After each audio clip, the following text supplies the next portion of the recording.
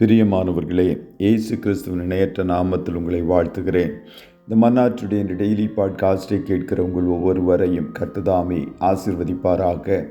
உபாகமம் 29வது அதிகாரம் 9வது வசனம் இப்படியாய் கூறுகிறது: இப்பொழுதும் நீங்கள் செய்வதெல்லாம் உங்களுக்கு வாய்க்கும்படிக்கு இந்த உடன்படிக்கையின் வார்த்தைகளை கைக்கொண்டு அவைகளின்படி செய்வீர்களாக என்பதாக.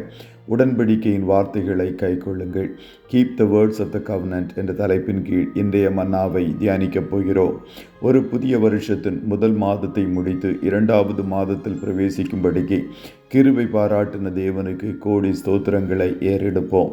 மோசேயின் கடைசி நாட்களில் ஓரே பர்வதத்தில் சுமார் 40 வருடங்களுக்கு முன்பு கர்த்தர் இஸ்ரவேல் ஜனங்களோடு பேசின உடன்படிக்கையின் வார்த்தைகளை மீண்டும் நினைப்பூட்டுகிறார். அதற்கு காரணம் 40 வருட வனாந்தர பயணத்தில் உடன்படிக்கையின் வார்த்தைகளை கேட்ட 20 வயதிற்கு மேற்பட்டவர்கள் எல்லாம் ஏற்கனவே மரித்து போய்விட்டார்கள்.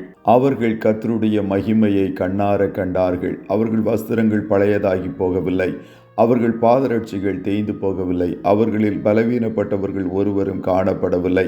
அவர்களுக்கு வானத்து மன்னாவையும் காடைகளையும் தண்ணீரையும் திரளாய் கர்த்தர் கொடுத்தார்.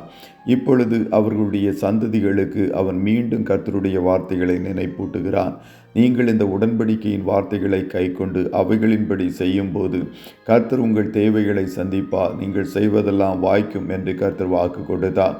வேத வார்த்தைக்கு இன்னொரு பெயர் உடன்படிக்கையின் வார்த்தை என்பதாக காணப்படுகிறது. உடன்படிக்கை என்பது 2 பேர் அல்லது 2 கூட்ட ஜனங்கள் ஒருவருக்கொருவர் கொடுக்கிற வாக்குறுதியாய் காணப்படுகிறது. கர்த்தருடைய பிள்ளைகள் கர்த்தருடைய வார்த்தையை கைக்கொண்டு அவைகளின்படி செய்வோம் என்ற வாக்குறுதியை கொடுக்கும்போது கர்த்தர் நீங்கள் செய்வதெல்லாம் வாய்க்கும் என்று வாக்குறுதியை உங்களுக்கு கொடுக்கிறார்.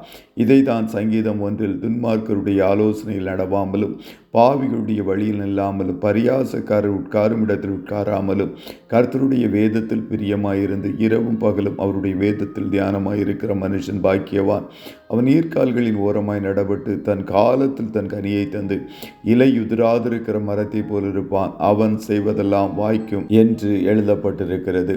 கர்த்தருடைய பிள்ளைகளே, சுமார் 3500 வருஷங்களுக்கு முன்பு மோசேயின் மூலம் கர்த்தர் கொடுத்த உடன்படிக்கையின் வார்த்தைகள் நமக்குரியதாயும் காணப்படுகிறது.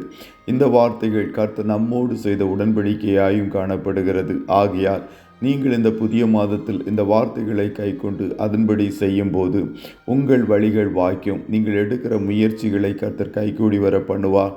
உங்கள் எதிர்பார்ப்புகள் நிறைவேறும். அடைபட்டு போன வாசல்கள் உங்களுக்காக திறக்கும். நீங்கள் வாழ்ந்து சுகமாய் காணப்படுவீர்கள். கர்த்ததாமே உங்கள் ஒவ்வொருவரையும் ஆசீர்வதிப்பாராக. ஜெபம் செய்வோமா? அப்பா, உம்மை நன்றியோடு துதிக்கிறோம். இந்த மன்னாற்றுடைய இந்த டெய்லி பாட்காஸ்டை கேட்கிற உம்முடைய பிள்ளைகள் ஒவ்வொருவரையும் கர்த்தர் நீர் ஆசீர்வதிப்பீராக. உம்முடைய பிள்ளைகளாகிய நாங்கள் இந்த உடன்படிக்கையின் வார்த்தையை கைக்கொண்டு ஜீவிக்கும் போது கர்த்தர் எங்கள் வழிகளை எல்லாம் வாய்க்க பண்ணுவேன் என்று வாக்கு கொடுத்தீரே, அதற்காய் கோடி ஸ்தோத்திரம். இந்த புதிய மாதம் இன்னும் நாங்கள் வேதத்தை ஆழமாய் வாசித்து தியானிக்க நீர்தாமே கிருபை தருவீராக. உம்முடைய வார்த்தைகளுக்கு கீழ்ப்படுகிற பாத்திரங்களாய் நாங்கள் காணப்பட எங்களை முழுமையுமாய் அர்ப்பணிக்கிறோம். இன்றைய தினம் கையிடுகிற எல்லா வேலைகளையும் ஆசீர்வதியும். போக்கிலும் வரத்திலும் கர்த்தர் உடனிருப்பீராக. ஆட்டுக்குட்டியானவருடைய இரத்தத்தின் பாதுகாப்பிற்குள்ளாய் ஒவ்வொருவரையும் கொடுத்து இயேசுவின் நாமத்தில் வாழ்த்தி ஜெபிக்கிறோம் நல்ல பிதாவே. ஆமே.